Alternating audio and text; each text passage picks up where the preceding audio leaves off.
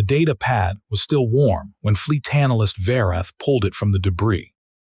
That was the first thing that bothered her. Not the wreckage of the Dominion-class survey vessel spread across 3 kilometers of asteroid field. Not the 47 Conclave crew members unaccounted for. The pad was warm. It had been recording until 11 seconds before impact, and whatever had hit the asterisk Sovereign had done so without triggering a single proximity alert. She turned it over in her manipulator limbs.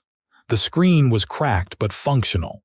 On it, looping silently, was the last image the external array had captured before the feed cut. A human. Standing in open vacuum. No vessel, no propulsion system. Just standing, suspended in the dark between stars, facing the asterisk Sovereign directly, as though it had known exactly where to look. She closed the file, opened it again. The human was still there. Verath had studied 31 spacefaring civilizations across her career. She had cataloged their weapons, their migration patterns, their psychological architectures. She was considered the Conclave's foremost authority on emergent species behavioral prediction. She had no framework for this. She filed the image under asterisk equipment malfunction and began writing her incident report. She would regret that decision for the rest of her life, though she would not understand why until much, much later. The war, if it could be called that, had begun 6 months earlier, though begun was a word the Conclave would eventually have to reconsider. From the Conclave's perspective, the engagement had been clean, precise, and entirely justified. The Saul system sat at the intersection of 3 contested resource corridors. The species inhabiting the 3rd planet, humans they called themselves, had demonstrated sufficient technological advancement to represent a future territorial complication. The Conclave had dealt with such complications before.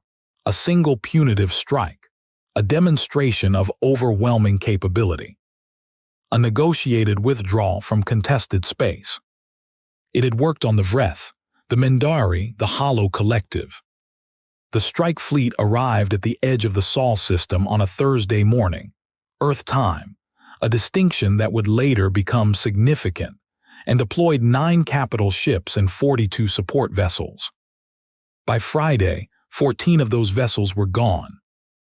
Not damaged, not disabled, gone, no wreckage, no crew transponders, no final transmissions. The remaining vessels retreated to the edge of the system and waited for orders, and the orders did not come, because Fleet Commander Osek was too busy trying to understand how a pre-warp civilization with weapons systems, several generations behind Conclave standards, had just erased a third of his fleet in less than 30 hours. He was still composing his report when the second wave arrived. The second wave was human. Verath was reassigned to Osek's command ship 8 weeks after the incident with the data pad. By that point, the Conclave had upgraded the human engagement from territorial dispute to active containment protocol asterisk, which was a bureaucratic distinction that primarily meant they were now willing to admit they did not fully understand what was happening. Her first briefing lasted 4 hours. "Walk me through it," she said, settling into the analysis chair across from Osek's senior tactical officer, a young male named Durek whose facial chromatophores had gone permanently pale, a stress response, in his species, that was supposed to be temporary. "The initial strike was textbook," Durek said. "We hit 3 military installations on the surface, minimal collateral, enough to demonstrate capability without triggering full infrastructure collapse. And then..." Durek's chromatophores dimmed further. "And then nothing happened for 6 hours, which we interpreted as surrender processing, standard behavioral response for a species encountering overwhelming force for the first time. They go quiet, they calculate odds, they begin negotiation protocols." But they didn't negotiate. "No," he pulled up a display. "At the 6-hour mark, their remaining orbital defense platforms, which we had assessed as non-functional based on energy signature data, came online simultaneously, Not gradually, all at once, as though they had been waiting. Verath studied the display. They powered down their defenses before we arrived. We believe so. To make us think they were non-functional. Yes. She was quiet for a moment. They knew we were coming. Durek's pale face tightened. That is the part that requires further explanation. The mystery of how the humans had known was the first of 3 questions that would consume Verath's next 7 months. She would eventually understand all 3. The understanding would not comfort her. The second question was simpler in its framing, if not its implications. Why had the humans not used their full capability in the first exchange?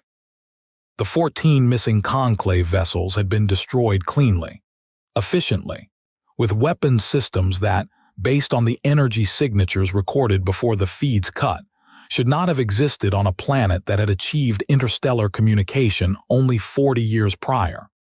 The humans had hidden their most capable weapons and deployed them immediately at first contact. But the orbital defense platforms that activated at the 6-hour mark were older technology, slower, less precise.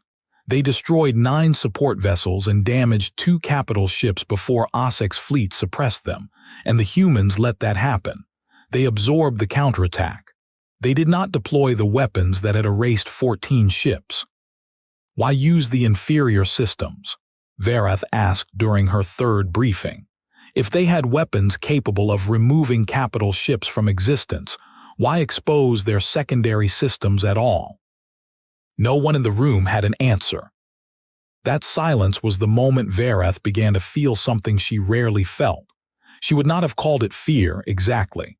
Her species did not experience fear in the biological sense, but there was a sensation, a cognitive dissonance, that emerged when a predictive model encountered data it fundamentally could not accommodate. It felt like standing at the edge of something she could not see the bottom of. They weren't defending themselves, she said slowly. Analyst. The orbital platforms, she stood up. They weren't defending, they were asterisk measuring. They wanted to see how we responded to a conventional engagement. They were gathering targeting data. The room was very quiet. For what? Osek asked from the doorway. She hadn't heard him enter. Verath looked at the display, at the 14 absent signatures where conclave capital ships had been, at the damage assessments, at the 6-hour gap where nothing had moved and nothing had communicated and a planet had apparently sat in silence, watching a fleet of warships in orbit above their home, and calculated. For whatever comes next, she said. The 3rd mystery arrived in the form of a human transmission. It came not through diplomatic channels, not through the conclave's established first contact communication protocols, but directly to Osek's personal command frequency, a frequency that, by every known measure, should have been impossible for the humans to identify. The transmission was audio only. A single human voice, speaking in conclave standard with an accent that suggested it had been learned from recordings rather than native speakers. Fleet Commander Osek, we have reviewed the terms you transmitted following the initial strike. We find them unacceptable. We are prepared to offer counterterms. You have 48 of your hours to respond. We understand you will use this time to prepare a larger offensive. We encourage this. It will be instructive. That was the entire message. Osek had it analyzed from 47 angles. The voice pattern suggested a human female. The vocabulary was precise but contained several deliberate grammatical constructions that, a linguistics analyst noted with visible unease, were not errors. They were emphasis markers. The human had learned enough about conclave communication structure to embed meaning in the asterisk shape of the sentences, not merely the words. She said we encourage this, Durek noted during the debrief. Not we expect this asterisk, not we have prepared for this. She said encourage asterisk. What is the distinction? Osek asked. Durek thought for a long moment. The distinction is that she asterisk wants asterisk us to attack again. No one slept well that night. Or rather, the members of the Conclave fleet who required sleep did not sleep well. Verath, whose species cycled through cognition rather than unconsciousness, spent the night reviewing every piece of data she had on human evolutionary history. She found something that should have been in her initial briefing and wasn't. An oversight she would later understand was not an oversight at all. It was a failure of imagination on the part of every Conclave analyst who had ever reviewed the file. Humans had spent the majority of their recorded history at war with each other. Not territorial skirmishes, not resource disputes settled through demonstration of capability. Sustained, catastrophic, civilization-level warfare against themselves, against their own species, repeatedly, for thousands of years, with weapons capable of ending all complex life on their planet which they had built, stockpiled, and somehow managed not to use, though not for lack of trying. The Conclave had reviewed this data and classified humanity as moderately aggressive with high internal conflict probability a civilization likely to be manageable precisely because they were fractured, too busy fighting each other to pose an external threat. Verath stared at this classification for a long time. Then she began rewriting it, because she had just realized that every Conclave analyst had looked at humanity's history of internal warfare and seen a weakness. What they had actually been looking at was a training record. The second Conclave offensive arrived with 3 times the original fleet strength, 41 capital ships, 109 support vessels, enough firepower to reduce the third planet's surface to glass if necessary.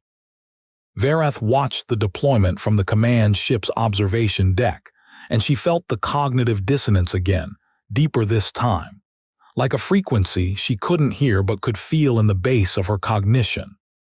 "This is wrong," she said to no one in particular. Durek was standing beside her, the fleet composition.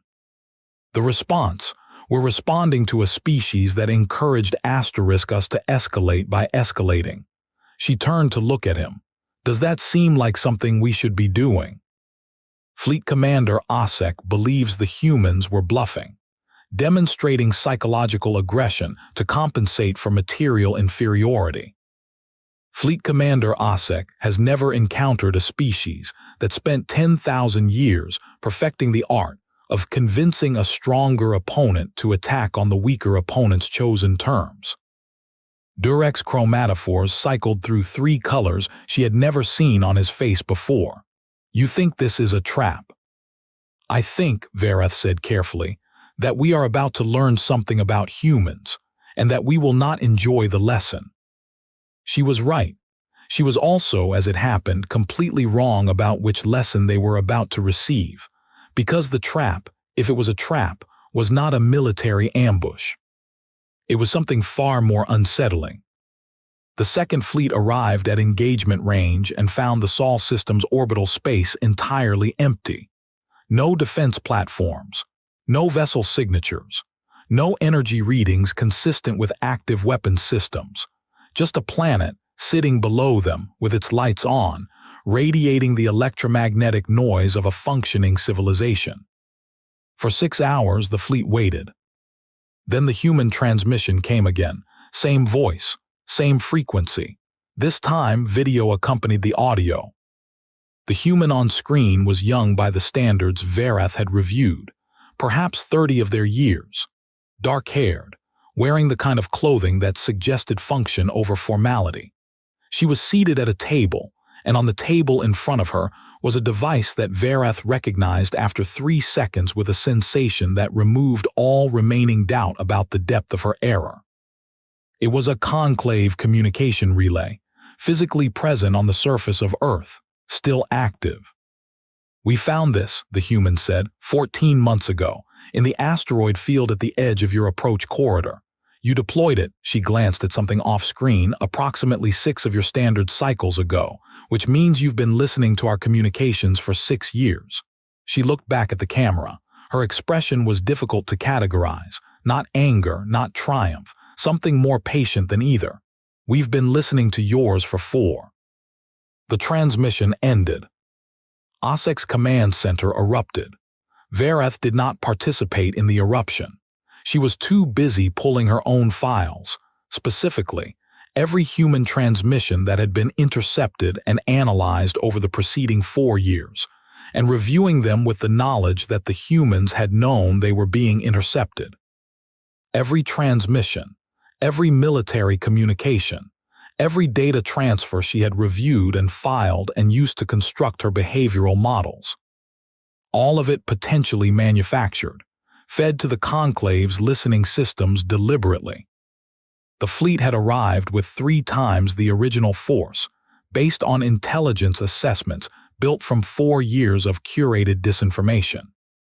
She found Osek in the command center, surrounded by officers all talking at once.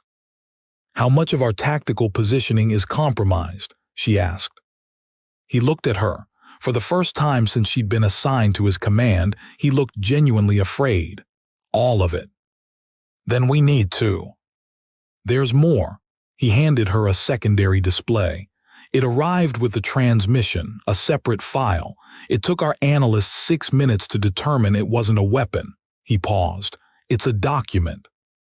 She looked at the display. It was a personnel file, conclave format pulled from their own system, she realized. It was her file. Her name, her rank, her areas of specialization, her published analyses of emergent species behavior going back 17 years. At the bottom, in handwritten text that had been photographed and attached to the digital document, were 4 words in conclave standard. "We read your work." There are moments in any conflict where the nature of the contest shifts beneath the participants' feet, and the shift is so fundamental that the participants themselves do not immediately register it. They keep fighting the war they understood. They keep applying frameworks built for a conflict that no longer exists. Verath registered it. "They're not trying to survive this," she said that night, alone in her analysis chamber with every light in the room adjusted to maximum, a habit she developed in the last week, though she wouldn't have been able to explain why the darkness bothered her more than it used to. "They're not defending. They're not retreating. They're not negotiating from a position of desperation." She paused. "They're teaching us." She pulled up the image from the data pad. The human standing in vacuum, standing in the dark between the stars, 11 seconds before impact, facing the ship directly. She had filed it as equipment malfunction. She reopened the file. She looked at it for a long time. Then she pulled the timestamp and cross-referenced it with the *Sovereign's approach vector, and calculated something she should have calculated 7 months ago. Where precisely that human would have needed to be launched from to reach that exact point in space at that exact moment. The calculation took 4 minutes. The answer took her breath, metaphorically speaking, entirely away. The human had not been traveling toward the Sovereign. They had been traveling away from Earth for 11 days. No vessel, no propulsion system in the Sovereign's sensor logs. Just a human body in vacuum, crossing 11 days of open space, and the last image on the feed showed them close enough to the Sovereign to make out individual features. Alive. She filed a priority request for every piece of biological data the Conclave had collected on human physiology. It arrived within the hour. She read it in 40 minutes. Then she read it again. The data was thorough. It was well-sourced. It was almost entirely wrong about the things that actually mattered. Human biology, as cataloged by Conclave analysts, was notable primarily for its limitations: short lifespan, moderate environmental tolerance, high internal conflict frequency, restricted physical capability compared to many established species. The assessment was accurate as far as it went. What it did not include, what no analyst had thought to include, because no analyst had thought to ask, was what humans were capable of when the limitations stopped mattering to them. There were historical accounts in the humans' own records. Verath had access to them now and had been avoiding them, because the pre-warp history of a species was rarely relevant to their current engagement posture. She pulled them up now. She read about a human male who had been told the amount of weight he'd lifted during an emergency rescue was physically impossible, and had responded by being confused about why that was relevant. She read about a small group of humans who had, by documented record, survived environmental conditions that their own science classified as lethal, because stopping had not occurred to them as an option. She read about surgeons who had continued operating through their own medical emergencies because there was no one else. She was quiet for a very long time. Then she opened a channel to Osek. "Commander, Analyst, I need to discuss our current strategic assessment. The fleet is preparing a third wave." "Commander," her voice came out differently than she intended, flatter. "I need to discuss our current strategic assessment * before we deploy a third wave." A pause, my office, 10 minutes. The conversation lasted 2 hours. She showed him everything, the timeline reconstructions, the biological data, the disinformation assessment, the 4-word message at the bottom of her file. She showed him the image from the data pad last, because by then he had enough context to understand what he was seeing. When she finished, Osek was quiet for a long time. "They wanted us to come back," he said finally. "Yes. And the second fleet, the positioning, the approach vectors we based on their intercepted communications, were fed to us deliberately, yes. So where," he stopped, restarted, "where are their actual defenses?" "That," Verath said, "is what I cannot determine, and I have been trying for 6 hours. If they've hidden their full capability this effectively, and they've been doing it for 4 years while we were listening, then we have no accurate picture of their actual military capacity, correct?" Osek stood and walked to his viewport. The Saul system hung beyond it, lit by a yellow star, quiet and ordinary looking. "I want to know something," he said. "Your professional assessment, not the official one. What are we actually facing?" Verath considered the question, not the answer. She had that ready. The question itself. The fact that he was asking it meant something she had not expected, that he was moving past the framework that had defined this engagement from the start. The framework where humans were a complication to be managed. "A species," she said slowly, "that has been at war, constant, catastrophic, civilization-scale war, for the majority of its recorded existence, against itself, which means it has spent 10,000 years refining the practice of fighting a better-armed opponent and making them bleed for every meter of ground. It has a name for this. Several names. The ones that translate most directly into our language are * insurgency and attrition." Osek didn't turn from the viewport. "And the individual in the vacuum, the one in the image. Based on the timeline calculations, they were launched 11 days before our first fleet arrived, before we had even confirmed our approach vector." She paused. "Someone on Earth knew our fleet was coming before our fleet had completed its route calculations, and they sent one person, one human in vacuum with no visible life support, to be exactly where our lead vessel would be, 11 days later." To do what? The question she had been avoiding. The one whose answer she had spent 6 hours refusing to fully form, because forming it meant accepting what it implied about human cognition, about human planning, about what it felt like to be on the opposite side of a civilization that thought this way. "To be seen," she said. That was all. To be seen alive, in a place they should not have been, doing something physiologically impossible, so that whoever found the image would spend months trying to explain it, so that our analytical resources would be partially consumed by a mystery that has no tactical significance. She looked at him. "It is a technique called psychological warfare *. We have a theoretical understanding of it from our studies of other species. Humans have practiced it on each other for millennia." Osek finally turned from the viewport. His expression was something she had never seen on his face in 7 years of working within his command structure. It was the expression of someone who has just looked down and noticed the ground is significantly further away than they thought. "Analyst Verath, your recommendation." She took a breath. "Withdraw." The recommendation was rejected. She had known it would be.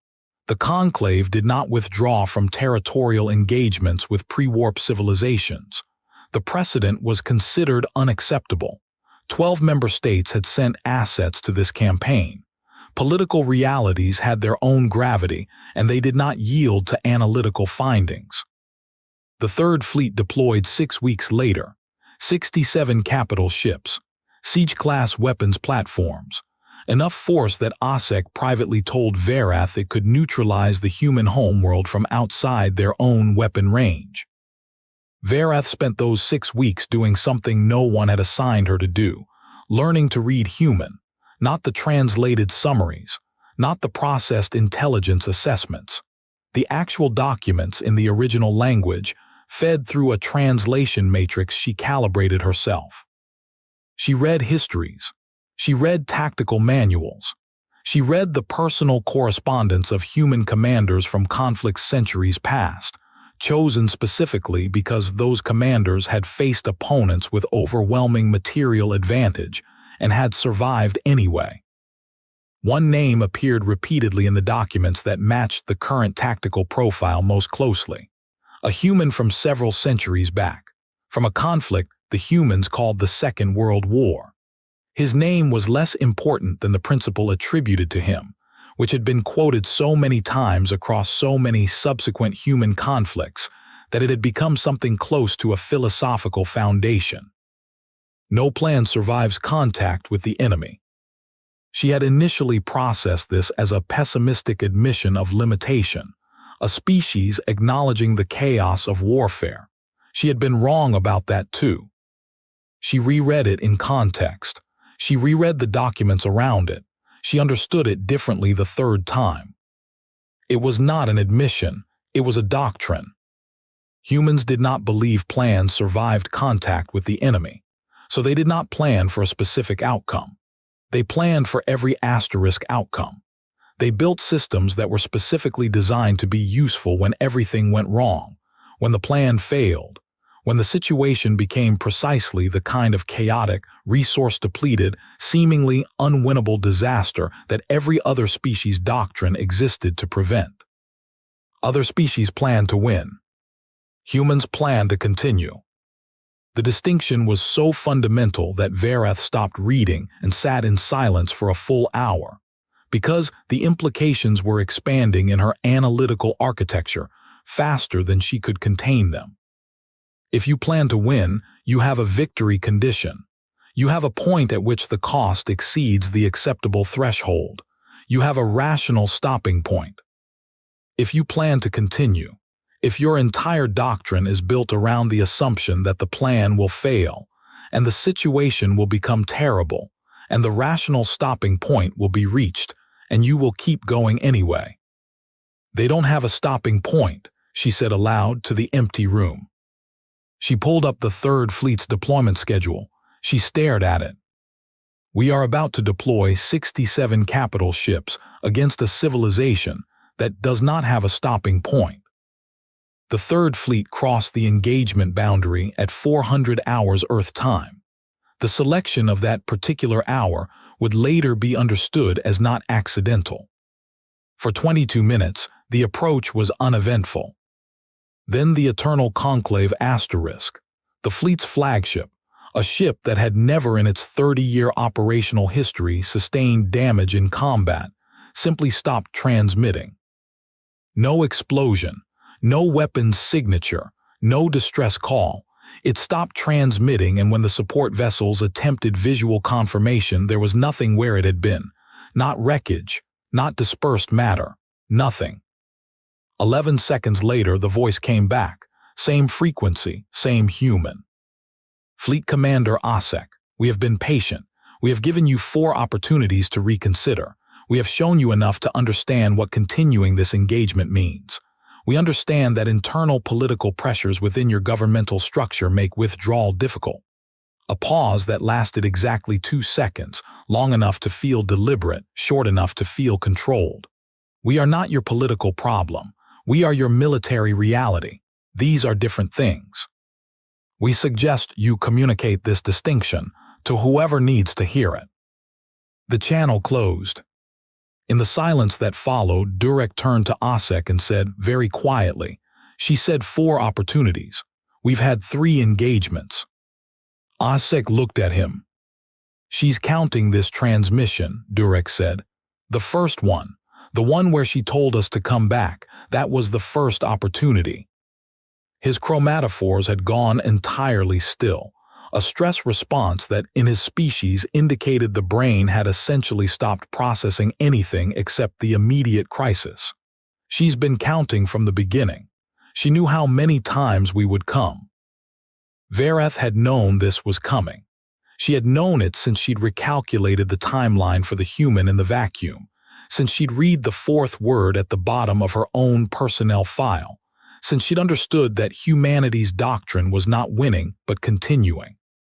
She had known it, and she had filed her recommendation, and it had been rejected. And now 67 capital ships were deployed in the Saul system, and the Flagship was gone, and a human woman on a planet below them was speaking to them like someone, explaining something simple to someone who was struggling to understand. She opened a channel directly to Osek, bypassing the command center. "The thing that I have not told you," she said, "because I did not have adequate confirmation until this moment, is that the weapon system that removed the asterisk Eternal Conclave from existence, the same system that removed 14 ships in the first engagement, is not a weapon system in the way we understand that term." Osek's voice was very controlled. "Explain." "It is infrastructure, like a power grid or a communication network. It is distributed across the entire Sol system, embedded in the asteroid fields, the outer planets, possibly the star itself. It cannot be targeted specifically because it has no specific location. Destroying it would require destroying the entire system." She paused. "Which they know we will not do, because our objective was never the destruction of their system. It was extraction of resource access rights. You cannot negotiate resource access rights with a star." She heard him breathing, something she'd never heard before. "They designed their defense grid to be inseparable from the thing we came here to take." "Yes. So the only way to eliminate the weapon is to destroy the value." "Yes. And they knew we wouldn't do that. They knew we wouldn't do that before we arrived, before we built the first fleet. They've known our objective longer than we've been planning the campaign." She looked at the empty coordinate on the tactical display where the asterisk Eternal Conclave had been. The 4-year intercept program, the intelligence they fed us, the disinformation about their defensive capability. They were never trying to hide their defenses from us. They were trying to make us commit asterisk. They wanted us in this system, with our largest fleet, in a position from which political retreat was impossible, before they explained the geometry of the situation. A very long silence. "They wanted us to understand," Osek said slowly, "that we could not win at a moment when we also could not leave. They want us to asterisk go home and explain," Varath said. "That is what the transmissions have always been. Lessons, structured to escalate until we had enough information to understand our position accurately. They are not trying to destroy our fleet, Commander. Destroying our fleet creates martyrs and political justification for continued engagement. They are trying to create a situation where the Conclave's own leadership has to explain to 12 member states why 67 capital ships accomplished nothing against a pre-warp civilization, because that explanation will do more to end this conflict than any weapon." Another silence, this one different in texture. "That is," Osek said, "the most sophisticated strategic thinking I have encountered in 30 years of command." "Yes. And they executed it in response to an attack that gave them approximately 6 hours of warning." She looked at the image from the data pad one last time. The human, standing in vacuum facing the ship, patient, calm, already where they needed to be 11 days before anyone arrived. "I don't think they needed the warning," she said. Verath's final report ran to 412 pages. It took the Conclave's review board 3 months to read it. It took them another 2 months to formally reject her primary conclusion, which was that the Saul system engagement be classified as a human victory, and the resource corridor dispute be considered permanently resolved in Earth's favor. It took them 6 more months to quietly implement every recommendation she had made. The Conclave did not announce a withdrawal. They restructured their resource extraction priorities. The Saul system was removed from active consideration due to asterisk geological instability assessments that no geologist was consulted on. The engagements were filed as asterisk inconclusive territorial surveys. The human transmissions stopped the day the Third Fleet withdrew. No final message, no declaration of victory, no demand for acknowledgement. Just silence and a planet and its lights still on. Verath kept the image from the data pad. She framed it, metaphorically speaking, since her species did not frame images in the traditional sense, but she kept it accessible at the front of her organizational archive, in the place where she put things she needed to remember. The human in vacuum. 11 seconds before a ship they could not possibly have known would be in that location, alive in the dark between the stars. She never determined how. She filed 17 supplementary analyses over the following 4 years, each approaching the question from a different physiological or computational angle, and each arriving at the same conclusion. By every known biological parameter, what was captured in that image was not survivable. The humans had never explained it. They had never been asked. The Conclave's pride had not bent far enough to permit that particular conversation. She thought about it the way she thought about all the things that didn't fit her models, not as an error in the data, but as an error in the model. She thought about the doctrine, plan to continue. She thought about the surgeons who had kept operating through their own emergencies. She thought about the ancient human quote she had found in the tactical manuals, different from the one about plans, older, from a document she could not confidently source, but which appeared repeatedly in records of their most impossible survivals. The human body will quit long before the human does. And she thought about how the Conclave's greatest intelligence apparatus, the most sophisticated analytical infrastructure in the known galaxy, had spent 4 years listening to human communications without ever wondering whether the humans knew they were listening. Had never wondered what it meant that a species capable of that level of deception was telling them exactly what they wanted to hear. Had never asked the question that, in retrospect, had been the only question that mattered from the moment the First Fleet crossed into the Saul system. Not, can we defeat them? Not, what are their weaknesses? The question was, why are they letting us try? The lights of Earth moved past her viewport as the fleet completed its withdrawal vector.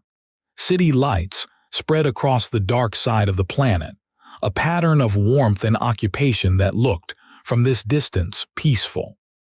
She had seen that pattern in 100 other systems, had cataloged civilizations across her entire career, had predicted behaviors, modeled outcomes, written reports that shaped policy across 20-star systems. She had never once, until now, looked at the lights of a planet and felt what she felt looking at Earth's. Not fear exactly, not respect exactly. Something more persistent than either.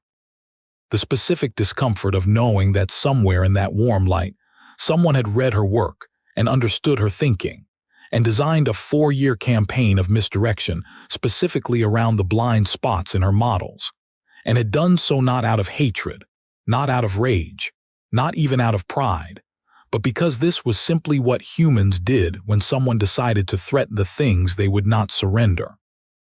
They had not been defending their planet, not really, not in any sense Vareth had a word for. They had been defending the version of the future they had already decided was going to happen. And they had been so certain of it that they had sent one of their own into the dark between the stars, alone without a ship, to stand in the path of a fleet and be seen, not to stop it, not to threaten it, but simply to let it understand from the very first second who it was dealing with. The lights fell away behind the fleet. Vareth closed the image file for what she told herself was the last time. She knew she would open it again. She knew she would spend the rest of her career revising the models that the Saul engagement had broken. She knew that somewhere in the gap between what she had believed about humans and what humans had proven themselves to be, there was a question so large she hadn't found the edges of it yet. The galaxy had spent centuries dividing spacefaring civilizations into categories: the strong and the weak, the advanced and the emerging, the threats and the manageable complications. No one had ever built a category for a species that looked at a civilization stronger than itself, and faster than itself, and better armed than itself, and did not calculate surrender, did not calculate survival, did not even, in any model Vareth had access to, calculate the odds. Just decided, with the particular quiet certainty of something that has been at war with itself for 10,000 years and is still here, that the outcome was already settled.